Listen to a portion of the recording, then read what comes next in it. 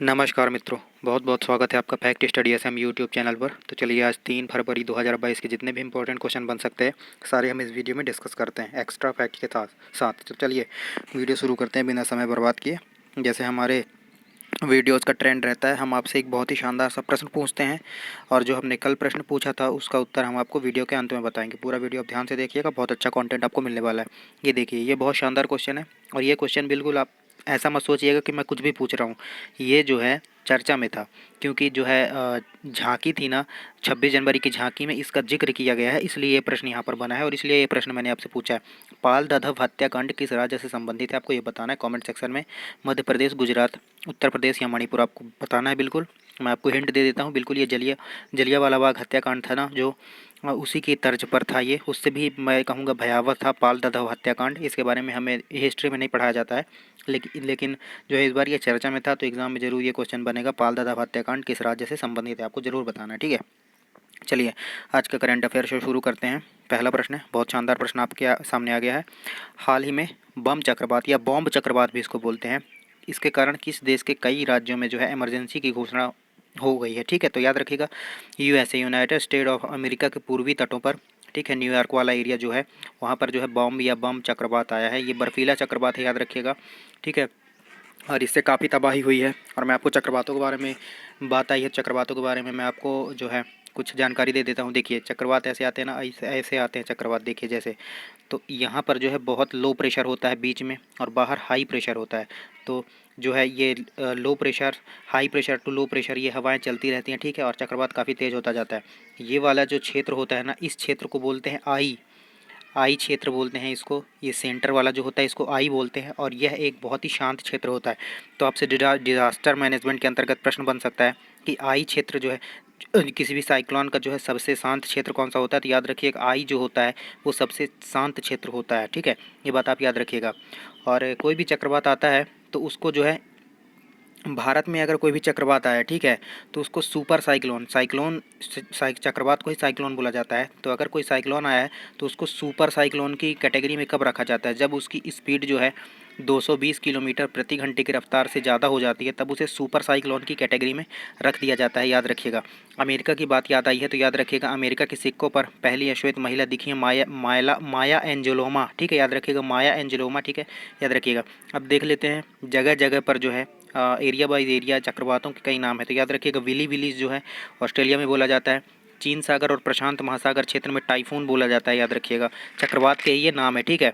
और कैरेबियाई आइलैंड और north Atlantic ocean में इसे हरिकेन के नाम से जाना जाता है, ठीक है। और हिंद महासागर और ग्रीनलैंड और वेस्ट अफ्रीकन क्षेत्र में इसे जो है ट्रिपिकल साइक्लोन इसे हिंद महासागर में बोला जाता है, याद रखिएगा। ट्रिपिकल साइक्लोन इसे हिंद महासागर में बोला जाता है और ग्रीनलैंड और वेस्ट अफ्रीका वाले क्षेत्र में इसे टॉर्नेडो के नाम से जाना जाता है, याद रखिएगा। टॉर्नेडो के नाम से जाना जाता है अपना ग्रीनलैंड वेस्ट अफ्रीका वाला पार्ट हो गया। और सदर्न यूएसए में इसे टॉर्नेडो के नाम से जाना जाता है, याद रखिएगा। अब कुछ चक्रवात हैं उनका भी नाम अपन देख लेते हैं, कौन सी कंट्रीज़ ने दिया हुआ है, ठीक है। तो आपने जो है 2021 का पहला चक्रवात आपको याद होगा, तौकाते, इसको म्यांमार ने नाम दिया था, अरब सागर में आया था और इसका अर्थ होता है आवाज़ करने वाली छिपकली। एक जवाद चक्रवात आया था जिसका नाम दिया था सऊदी अरब ने और इसका अर्थ होता है उदार। एक यास चक्रवात आया था, यास चक्रवात का नाम ओमान ने दिया था। गुलाब चक्रवात का नाम पाकिस्तान ने दिया था। शाहीन चक्रवात का नाम कतर ने दिया था, याद रखिएगा, बहुत इंपॉर्टेंट हो जाता है, ठीक है। और एक चीज़ मैं आपको बताना चाहूँगा, चक्रवात जो आते हैं जो उत्तरी गोलार्ध में आते हैं वो एंटी क्लॉकवाइज चलते हैं, और अगर चक्रवात जो है सदर्न जो है अपने हेमिस्फीयर या दक्षिणी गोलार्ध में आते हैं तो वो क्लॉकवाइज यानी घड़ी की दिशा में चलते हैं, याद रखिएगा। एक बार फिर से बोल रहा हूँ, अगर चक्रवात उत्तरी गोलार्ध में आते हैं तो वो घड़ी की विपरीत दिशा में यानी एंटी क्लॉकवाइज डायरेक्शन में चलते हैं, और यदि चक्रवात जो है दक्षिणी गोलार्ध में आते हैं तो वो घड़ी की दिशा में यानी क्लॉकवाइज डायरेक्शन में चलते हैं, याद रखिएगा, काफ़ी इंपॉर्टेंट आपके लिए हो सकता है, ठीक है।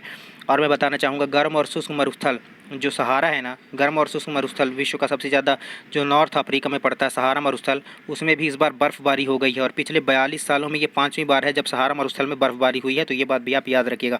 मैंने बहुत सारी जानकारी आपको इस क्वेश्चन से देने की कोशिश की है, ठीक है। चलिए अगला प्रश्न देखते हैं। अगला प्रश्न है सेहत, इसको ऐसे लिखेंगे SEHAT, ठीक है, सेहत।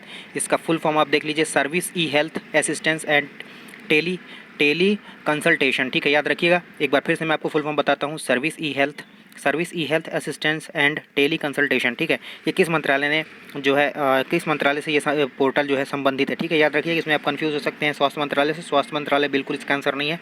इसका आंसर सेहत जो पहल का इसका जो है संबंध रक्षा मंत्रालय से है, क्योंकि ये सैन्य कर्मियों और उनके परिवारों के लिए ऑनलाइन जो है कंसल्ट करवाने की सुविधा है और दवाओं की होम डिलीवरी इस जो है प्रोग्राम के तहत दी जाएगी।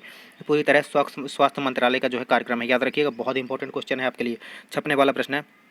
और मैं आपको एक चीज़ और बताना चाहूँगा, आयुष्मान भारत योजना आपको पता होगा 23 सितंबर 2018 से रांची जो है झारखंड से स्टार्ट हुई थी।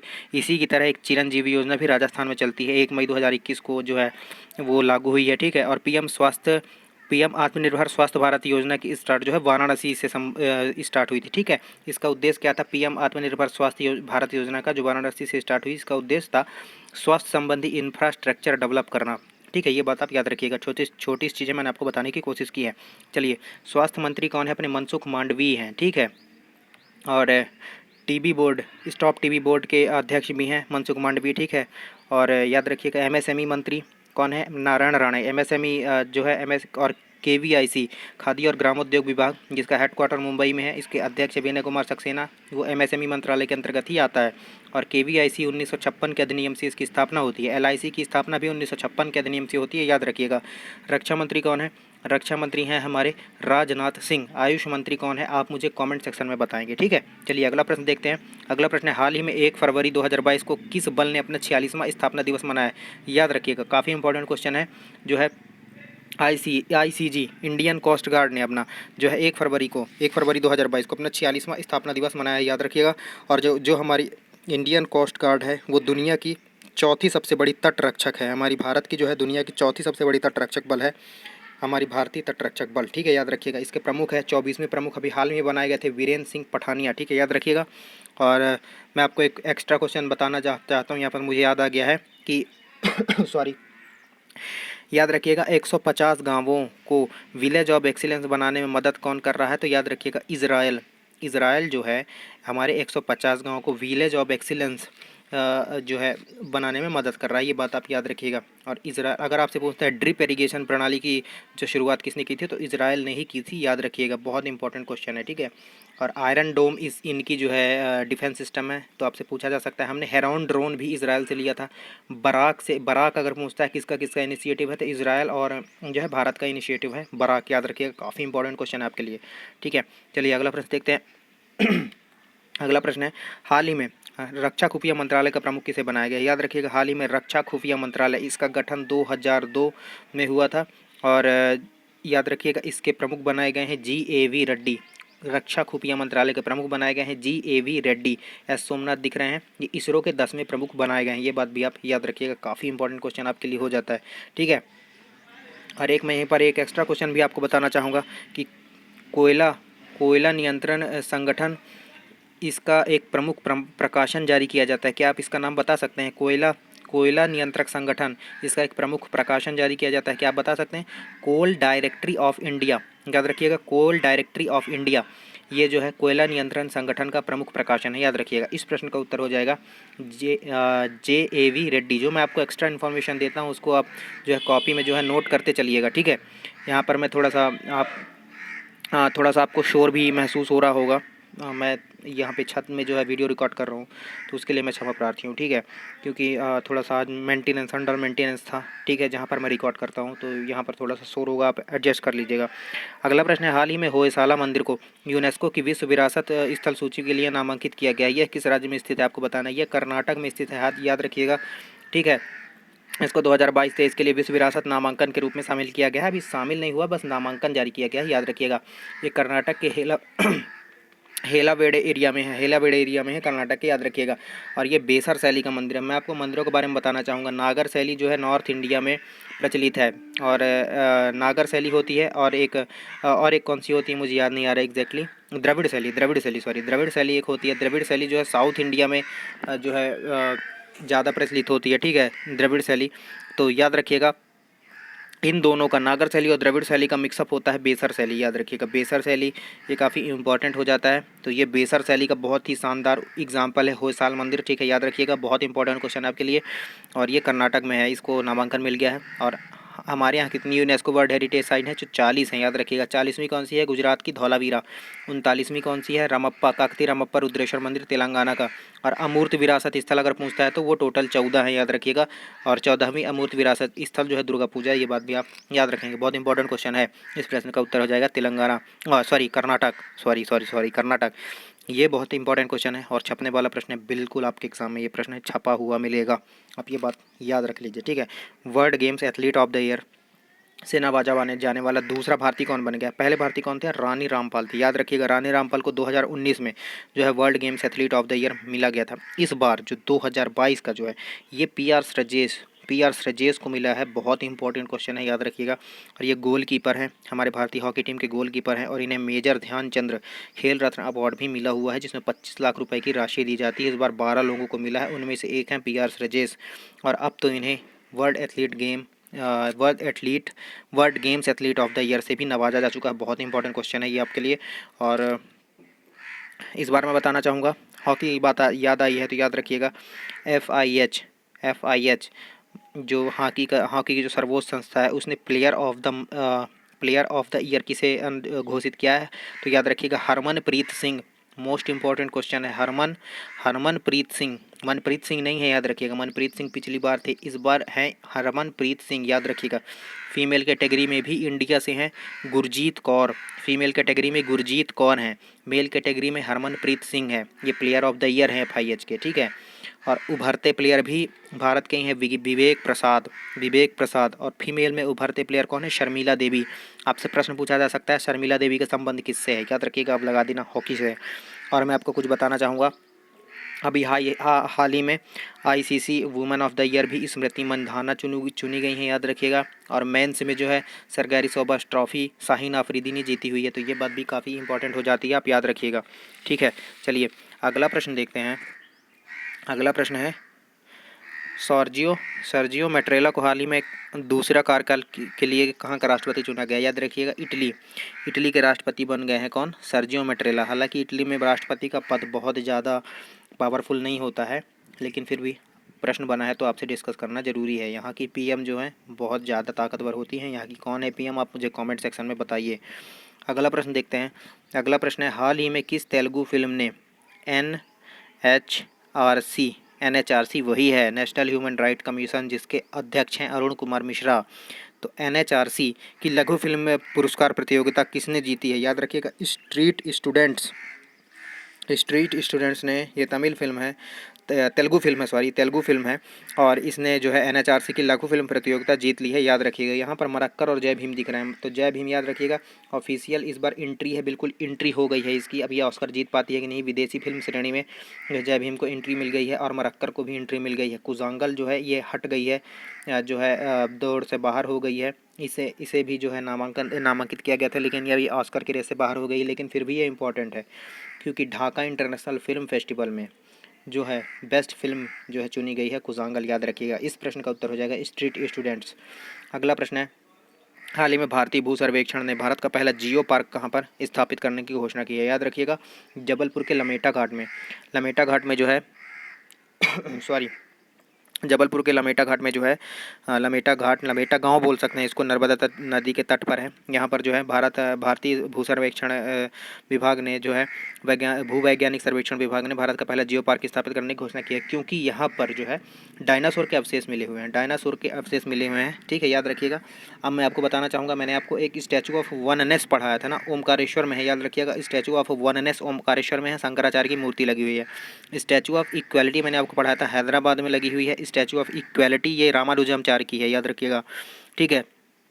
और statue of unity Kevadia Gujarat, ठीक है, याद रखिएगा। साधु बैट टॉपिक केवड़िया गुजरात, और जो है नर्मदा नदी के तट पर। अब केवड़िया की बात याद आई है तो मैं आपको बताऊंगा, केवड़िया रेलवे स्टेशन का नाम एकता नगर रेलवे स्टेशन कर दिया गया है, ये बात भी याद रखिएगा। और केवड़िया जो है भारत की पहली ई-व्हीकल सिटी है, ये बात भी आप याद रखेंगे।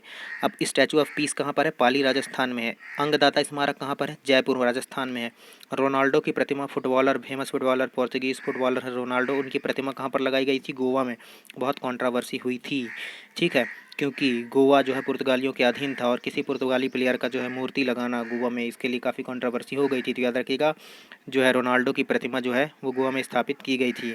अच्छा, गोवा आज़ाद कब हुआ था? गोवा 19 दिसंबर को आज़ाद हुआ था, याद रखिएगा।